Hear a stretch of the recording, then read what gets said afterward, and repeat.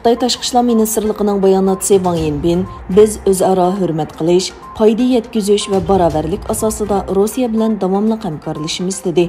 Xitoyning bir qism g'arb davlatlarining Rossiyani Sovet sistemasidan chiqarib etish qaroriga qanday qaraydiganligini so'raganda, bayonotchi Wang xalqaro qonuniy asos qilmagan bir taraflama jazoga qarshi turganligini ta'kidladi.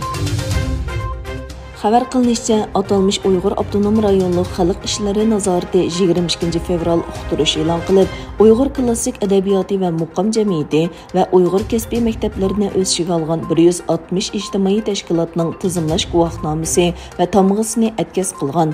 Bu 160 ijtimoiy tashkilot Mirash kasbiy maktabi, Xinjiang Intil kasbiy texnika maktabi, Uyg'ur Avtonom rayonluq Uyg'ur klassik adabiyoti tadqiqot jamiyati, Xinjiang Atlan kasbiy texnika tarbiyalash maktabi, Xinjiang Aqyar kasbiy texnika tarbiyalash maktabi, Sarvi kasbiy texnika tarbiyalash maktabi, Dolan dehqon rassomlar akademiyasi, Qoraqo'rg'on milliy naqshi usul san'ati almashtirish markazi qatorliqlarni o'z ichiga olgan ekan. Rossiyaning Ukrainaga tajovuz qilishi Xitoyning davlat kontrolligidagi to'r bekat va ijtimoiy taratqularda o'xshamagan inkoslarni qo'zg'adi. Ba'zi ijtimoiy aloqa to'r abonentlari Rossiya prezidenti Vladimir Putinning cho'ng harakat qilganligini va Amerikaning dunyoning ta'sir kuchining to'vanlatadiganligini yozdi. Yana bir tarafdan oz sonda Rossiyani tanqid qiluvchilarmi bor.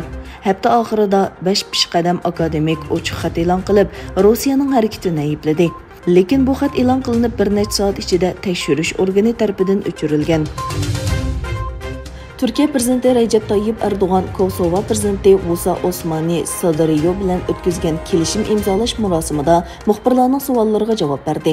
Erdo'g'an Ukrainaning Yevropa ittifoqiga a'zo bo'lish talabi haqida to'xtalganda, Yevropa ittifoqi Turkiyaning Yevropa ittifoqiga kirishiga Ukrainaga o'xshash sezgurlikda muomala qilish kerak yoki birorsi urush e'lon qilib Turkiyaga hujum qilganda, ondan bu masalani kun tartibga qo'yamizlar dedi.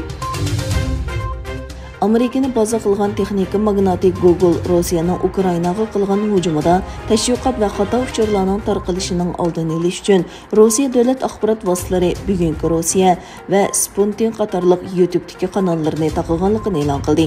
Yana bir tarafdan Visa va Mastercard Amerikaning Rossiyaga yurgizgan jazosiga asosan nurg'un Rossiya pul muomala organlarini haq to'lash to'ridan to'sayotganligini e'lon qildi. Rossiya Davlat Mudofaa Ministrligi Kiyevda yuqori aniqlikdagi qarorlar bilan Ukraina axborot organlarining uchur hujumi elib boradigan markaziga zarba beradiganligini e'lon qildi. Tunugun atiganda Xarkovni urgan Rossiya armiyasi keyin Kiyevdagi televiziya munorini bombardimon qildi. Ikki hujumda nurg'un kishi o'ldi. Rossiyaning Ukrainaning sharqiy shimolidagi Oxtirka shahridagi harbiy bazaga qilgan hujumida 70 dan ortiq Ukraina askari qazo qildi. Yevropa Olam qatnashi idorasining bu yil sentabrda Marsga avatishni planlagan Rosneft Franklin nomli olam kemasining qo'yib berilishining Rossiyaning Ukrainaga qilgan hujumi sababidan kechiktirilganligini e'lon qildi.